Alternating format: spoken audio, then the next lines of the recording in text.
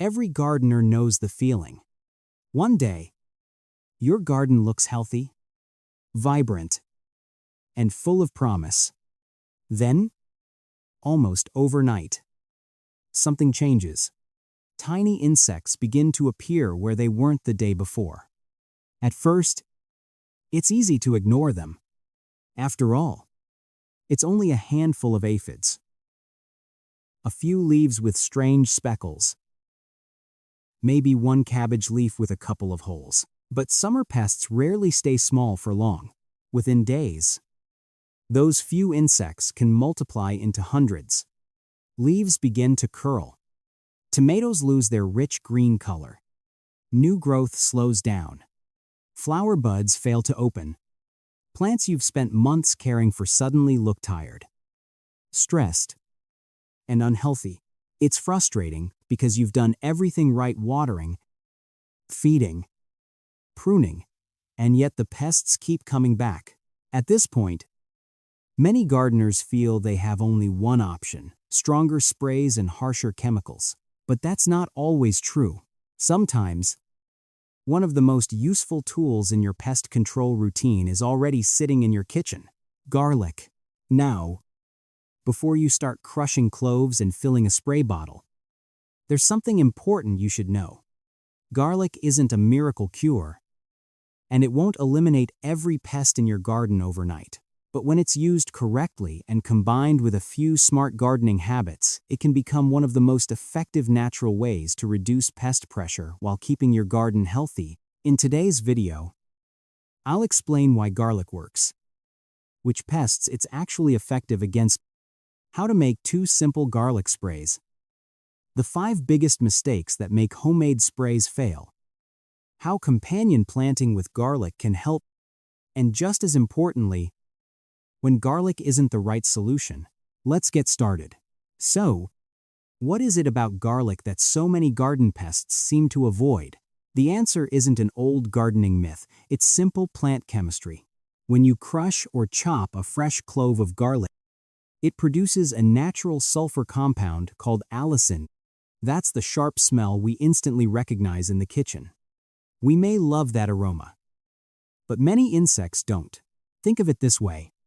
Imagine you're trying to find your favorite coffee shop, but suddenly the entire street is filled with thick smoke. The coffee shop is still there, you just can't find it as easily. That's similar to what garlic does for many common garden pests. Insects like aphids, whiteflies, spider mites, and some caterpillars rely heavily on scent and plant chemicals to locate their favorite food. Garlic's strong sulfur compounds can interfere with those signals, making treated plants much harder for pests to recognize. And that's an important distinction. Garlic doesn't work like a synthetic insecticide that aims to eliminate every insect on contact. Instead, it helps confuse, repel, and discourage feeding, making your plants less attractive before pest populations have a chance to explode. That also means we need to think about success a little differently. The goal isn't to create a garden with no insects at all. A healthy garden will always have insects, including the beneficial ones that help keep pest populations under control. The real goal is to prevent pests from reaching the point where they cause serious damage. That's one of the core principles of natural gardening. And it's exactly where garlic fits best. If you enjoy practical gardening advice that's based on real experience rather than gardening myths, consider subscribing to Easy Garden. Every week, we share simple, science-backed ways to grow healthier plants, naturally without making gardening more complicated than it needs to be. Now that we know why garlic works, let's answer the question every gardener eventually asks: which pests can garlic actually help control? And where does it reach its limits? Now that we understand how garlic works, the next question is just as important. What can it actually help with in a real garden? This is where many gardeners become disappointed. They hear that garlic is a natural pesticide. Spray it on every plant. Expect every insect to disappear. And when that doesn't happen, they write it off as another gardening myth. But garlic was never designed to solve every pest problem. Like any gardening tool, it has strengths and it has limits. Knowing the difference is what makes it truly useful. Garlic tends to perform best against small, soft-bodied pests that rely heavily on scent and delicate mouthparts to find and feed on plants. That includes familiar garden troublemakers like aphids, which cluster on tender new growth and quickly multiply during warm weather. It can also help discourage spider mites, especially when populations are still low and caught early before they spread across the entire plant. Whiteflies are another good example, because they frequently move from plant to plant searching for suitable hosts. Garlic's strong sulfur compounds can make treated plants less inviting. The same is true for thrips, tiny insects that scrape and feed on leaves and flowers, often leaving behind silvery streaks or distorted new growth. And if you're growing cabbage, broccoli, kale, or cauliflower, garlic may also help reduce pressure from young caterpillars by making those plants less attractive to egg-laying butterflies and moths. Notice a common pattern. These are all relatively small pests that depend on finding the right plant before settling down to feed. Garlic interferes with that process. But not every garden pest responds the same way. Large, hard-bodied insects, such as Japanese beetles, are generally far less affected. Once they're actively feeding, the smell of garlic alone usually isn't enough to send them elsewhere. The same goes for adult squash bugs, whose tough outer shell and feeding behavior make them much harder to discourage with homemade sprays. And when it comes to major infestations, whether it's aphids covering every stem or spider mites spreading across an entire tomato patch, garlic shouldn't be expected to reverse the damage overnight. At that stage, the real solution usually involves several steps working together, removing heavily infested leaves, encouraging beneficial insects, improving plant health, and using targeted treatments where necessary. That's one of the most valuable lessons I've learned over the years. Don't ask, will garlic solve this problem? Instead, ask, is garlic the right tool for this stage of the problem? Because the earlier you act, the more effective natural methods tend to be. And speaking of acting early, let's head back into the garden and make the first garlic spray, the simple preventive version I use before pest populations ever get the chance to explode. Now that we know which pests garlic can help discourage, let's make the spray I use most often. This isn't designed to rescue plants that are already overwhelmed with insects. Instead, it's a simple weekly spray that helps prevent small pest problems from becoming major ones. For one batch, you'll need 1 whole head of fresh garlic, about 10 cloves, 1 liter of water, and 1 teaspoon of pure liquid Castile soap, or another mild, plant-safe soap. Start by peeling the garlic and blending or crushing it with about 1 cup of the water. Why crush it instead of using whole cloves? Because garlic only releases its most active compounds after its cells are broken open. Crushing the cloves triggers the formation of allicin, the sulfur compound responsible for garlic's strong smell and much of its natural pest-repelling ability. Next, add the remaining water and stir everything together. Now comes the step many people skip. Let the mixture sit overnight. This isn't just waiting for convenience. Giving the garlic several hours allows those sulfur compounds to infuse into the water, creating a stronger and more consistent spray than if you used it immediately. The next day, strain the mixture through a fine mesh sieve or cheesecloth. This simple step prevents tiny garlic pieces from clogging your spray bottle and gives you a much finer, more even mist when spraying your plants. Finally, stir in 1 teaspoon of Castile soap. The soap isn't there to kill insects.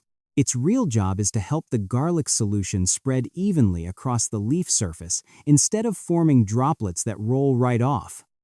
A thin, even coating gives the garlic more opportunity to do its job. Just remember, more soap isn't better. Too much can damage tender leaves, especially during hot summer weather. If you're using the spray right away, you're ready to go. If not, store it in a sealed container in the refrigerator. Freshness matters. Allicin begins breaking down naturally after it's mixed with water, which means the spray gradually becomes less effective over time. For the best results, make a fresh batch every week, instead of trying to store large amounts. Before you head into the garden, let me save you from 3 common mistakes. First, don't use old garlic that's soft, dried out, or already sprouting. Fresh garlic contains more of the active compounds you're trying to extract. Second, resist the temptation to add extra soap. It won't make the spray stronger, it only increases the risk of leaf burn. And third, always give the bottle a quick shake before each use. Even after straining, some natural compounds settle while the spray sits. So a few seconds of shaking helps keep every application consistent. This spray isn't about eliminating every insect overnight. It's about making your garden a place pests are less eager to call home. But what if they've already moved in? When aphids are multiplying by the day or spider mites have begun spreading across your plants, it's time for a stronger approach. That's where our second garlic spray comes in. Of course, gardening doesn't always give us the chance to act early. Sometimes life gets busy. Maybe you've been away for a few days. Or perhaps those first few aphids escaped your attention until they had already multiplied by the time you noticed the problem. Your tomatoes are covered with clusters of insects. Your kale leaves are disappearing one bite at a time. And your peppers are showing the first signs of stress. At that point, the gentle preventive spray we just made may no longer be enough on its own. This is where a slightly stronger garlic spray can be useful. Not because it's dramatically more powerful, but because it stays on the plant longer, giving those active garlic compounds more time to do their job. For this version, you'll need 4 to 6 fresh garlic cloves, 2 tablespoons of vegetable oil, such as sunflower, canola, or another light cooking oil, half a teaspoon of liquid Castile soap, and about 2 cups of water. Start by finely crushing or mincing the garlic, just as we did before. Then, stir the garlic into the oil and let the mixture sit for about 24 hours. Why oil? Many people assume the oil is the ingredient that kills insects. Actually, that's a common misunderstanding. The garlic is still doing the heavy lifting. The oil simply acts as a carrier. It helps the garlic compounds cling to the leaf surface a little longer instead of being washed away or evaporating as quickly. That extra contact time can make a noticeable difference when you're dealing with pests that have already settled onto the plant. After the garlic has infused, strain out all of the solid pieces. Then, mix the infused oil with the water and the Castile soap, stirring everything together until it forms a smooth, even solution. One thing I never recommend skipping is dilution.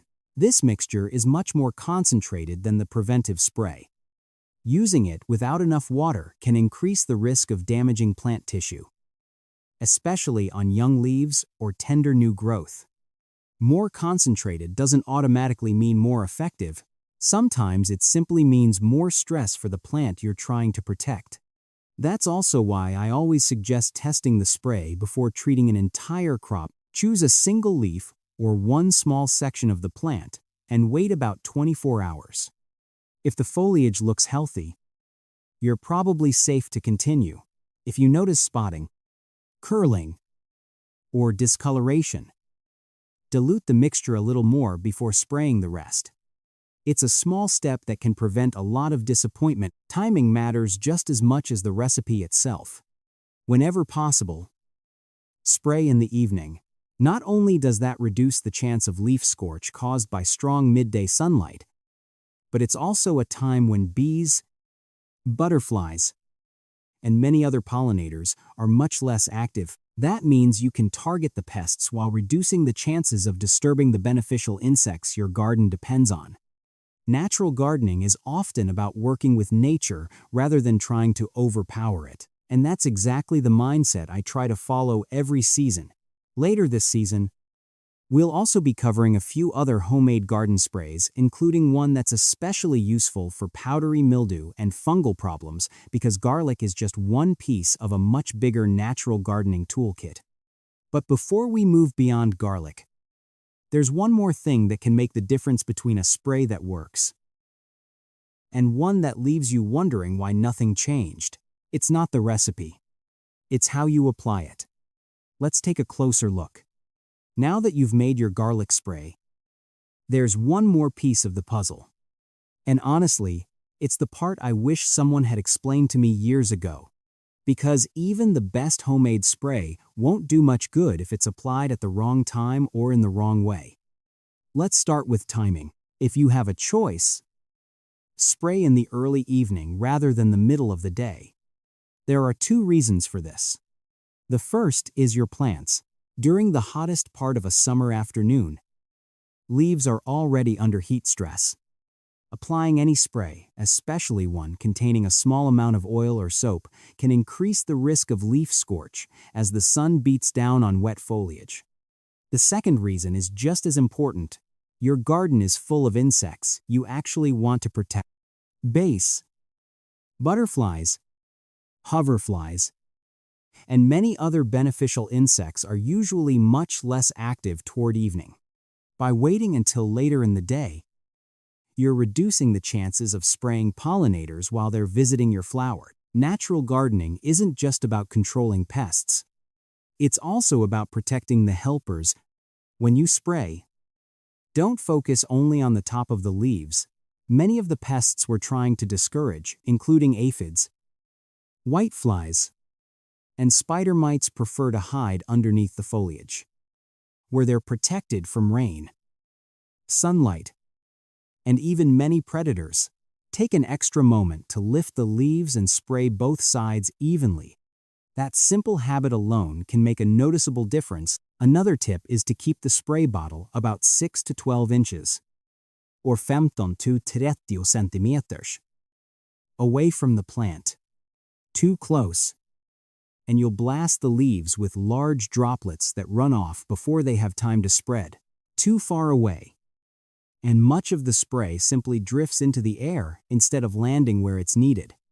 Aim for a light, even coating, not leaves that are dripping wet. Weather also plays a bigger role than many gardeners realize. If strong wind is blowing, much of your spray may never reach the plant at all. And if rain is expected within the next several hours, it's usually worth waiting another day. Heavy rainfall can wash away much of the garlic solution before it has time to do its job. Garlic sprays also aren't a spray once and forget it solution. For prevention, applying the spray about once a week is usually enough during the growing season. If you're already dealing with an active pest problem, spraying every 3 to 4 days for a short period often gives better results until the population begins to decline. And after a heavy rain, it's generally a good idea to reapply. Since much of the protective coating will have been washed away, one final habit has saved me from more than one gardening mistake. Whenever you're trying this spray on a plant for the very first time, especially young seedlings, newly transplanted vegetables, or plants with delicate foliage, test it on just one leaf first, then wait about 24 hours. If the leaf stays healthy, you can confidently spray the rest of the plant. It's a simple precaution that takes less than a minute, but it can save an entire crop from unnecessary damage. Because successful gardening isn't usually about finding one perfect recipe, it's about combining good ingredients with good timing, careful observation, and a little patience. And speaking of patience, there's one more lesson worth talking about, because even when gardeners make the spray correctly and apply it the right way, some still come away feeling that garlic doesn't work. In many cases, the problem isn't the garlic at all. It's a few surprisingly common mistakes that are easy to avoid. Let's look at those next. If you've ever tried a homemade garlic spray before and walked away thinking, well, that didn't do much, you're certainly not alone. In fact, I hear that comment surprisingly often. But after talking with other gardeners and making plenty of mistakes in my own garden over the years, I've found that garlic itself usually isn't the problem. More often than not, it's how and when it's being used. Let's go through the 5 most common reasons homemade garlic sprays disappoint. Mistake number 1: expecting instant results. This is probably the biggest misunderstanding of all. We're used to products that promise fast results. Spray today, and tomorrow every insect is gone. Natural methods rarely work that way.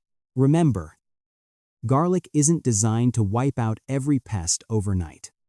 Its job is to discourage feeding, make plants less attractive, and help slow the growth of pest populations over time. That means success isn't measured by seeing 0 insects the next morning. Success is noticing fewer new pests, less fresh damage, and healthier new growth over the following days and weeks. Natural gardening rewards consistency far more than impatience. Mistake number 2: waiting too long. Garlic works best when pests are just beginning to appear. Unfortunately, many of us don't notice a problem until the damage becomes impossible to ignore. By then, aphids may already cover entire stems. Spider mites may have spread across several plants, and caterpillars may have done most of their feeding. At that stage, garlic is no longer your first line of defense. It's part of the recovery plan. The earlier you respond, the easier every natural solution becomes. Mistake number 3: leaving heavily infested leaves on the plant.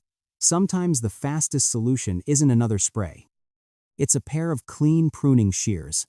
If a leaf is completely covered with aphids or badly damaged by spider mites, removing that leaf can instantly eliminate hundreds of pests in one simple step. Think of garlic as helping to protect the healthy parts of the plant, not rescuing leaves that are already beyond recovery. Combining light pruning with garlic sprays often produces much better results than relying on the spray alone. Mistake number 4: forgetting that stressed plants attract more problems. Healthy plants are naturally more resilient. Plants that are struggling from inconsistent watering, poor nutrition, overcrowding, or prolonged heat stress are often much more attractive to opportunistic pests. Garlic can help reduce pest pressure. It can't fix a thirsty tomato or revive a plant that's already under constant stress. Sometimes improving your watering routine does more to reduce aphids than another application of spray ever could. Healthy plants are simply better equipped to tolerate and recover from minor pest damage. Mistake number 5: treating garlic as a miracle solution. This may be the most important lesson of all. Every experienced gardener eventually realizes there's no single product that solves every problem. Not garlic, not neem oil, not insecticidal soap, not even conventional pesticides. Successful gardens are built through layers of good habits working together. Healthy soil, proper spacing, crop rotation, companion planting, encouraging beneficial insects, regular observation, and then, when needed, targeted treatments like garlic sprays. That's what makes the difference over an entire growing season. Because in the end, gardening isn't about winning one battle against one pest. It's about creating an environment where serious pest outbreaks become less likely in the first place. Healthy gardens naturally attract fewer serious pest outbreaks. And that's one of the reasons I enjoy growing garlic, even when I'm not making sprays. Its value doesn't stop once you put the spray bottle away. In fact, garlic can continue helping your garden simply by growing alongside other crops. Let's take a look at how companion planting fits into the bigger picture. By now, it's probably clear that garlic can be a useful tool once it's made into a spray. But here's something many gardeners overlook. Sometimes, the best place for garlic isn't in a spray bottle at all. It's growing right there in your garden. Garlic has been used as a companion plant for generations. Not because it magically protects everything around it, but because its naturally strong sulfur compounds may help make nearby plants a little less appealing to certain pests. Think of it as quietly stacking the odds in your garden's favor. For example, tomatoes are often planted near garlic because both aphids and spider mites can become serious problems during hot, dry weather. While garlic won't stop every pest from finding your tomatoes, it can become one small part of a broader prevention strategy. Roses are another classic pairing. Gardeners have long grown garlic around rose beds in the hope of discouraging aphids, and many also believe it may help reduce conditions that favor fungal diseases such as black spot.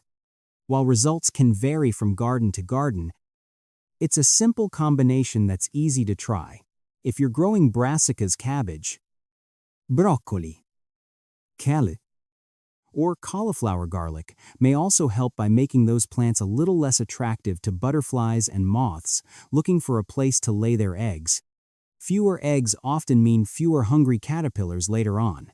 Garlic is also commonly paired with carrots, where its strong scent may help interfere with carrot flies locating their preferred host plant, and around strawberries. Many gardeners appreciate having garlic nearby as part of an overall approach to reducing pest pressure while making efficient use of planting space. There's an important point to remember, though. Companion planting is exactly what the name suggests, a companion, not a bodyguard. Planting garlic beside your vegetables doesn't create an invisible shield that keeps every insect away. Nature simply doesn't work that way. Instead, companion planting works by adding another small layer of protection alongside healthy soil. Proper spacing, crop rotation, regular observation, and encouraging beneficial insects. None of those practices is perfect on its own, but together, they create a garden that's naturally more balanced and often much more resilient. And in the end, that's really the lesson garlic has been teaching us all along. It's rarely about finding one perfect solution. It's about combining many small, thoughtful practices that help your garden thrive season after season. Let's wrap everything up with the key ideas you'll want to remember before you head back out into the garden.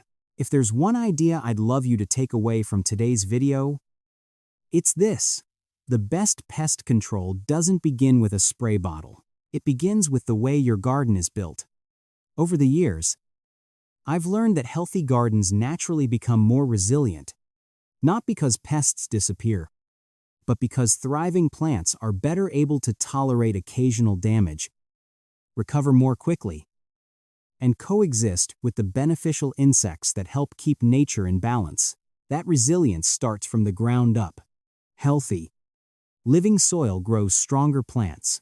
Giving crops enough space improves airflow and makes it harder for fungal diseases and pests to spread from one plant to the next. A layer of mulch helps regulate soil moisture and reduces the stress that can make plants more vulnerable during hot summer weather. Rotating crops from season to season prevents many pests from finding the same food source year after year. Planting flowers that attract ladybugs, lacewings, hoverflies, and other beneficial insects invites some of your best natural pest control partners into the garden. And something as simple as watering consistently can often make a bigger difference than another homemade spray. That's where garlic fits into the picture. Garlic supports these healthy gardening habits. It doesn't replace them. Because the strongest gardens aren't built by chasing quick fixes, they're built by creating an environment where pests struggle to take over in the first place. And when you focus on building that kind of garden, every natural tool, including garlic, becomes far more effective. As we wrap up, remember that garlic isn't a magic solution, and it doesn't need to be. It works best when you use it early, before small pest problems become major infestations. It works best when you apply it consistently, rather than expecting overnight results. And it works best when it's combined with the everyday habits that keep a garden healthy in the first place: healthy soil, proper watering, good airflow, crop rotation, and welcoming the beneficial insects that help restore balance naturally. Great gardens aren't built with miracle products. They're built through small, smart habits repeated season after season. Garlic just happens to be one of the simplest places to begin. If today's video helped you better understand not just how to use garlic, but why it works, I'd love to have you join us for future videos here on Easy Garden. Until next time, happy gardening, and thanks for watching.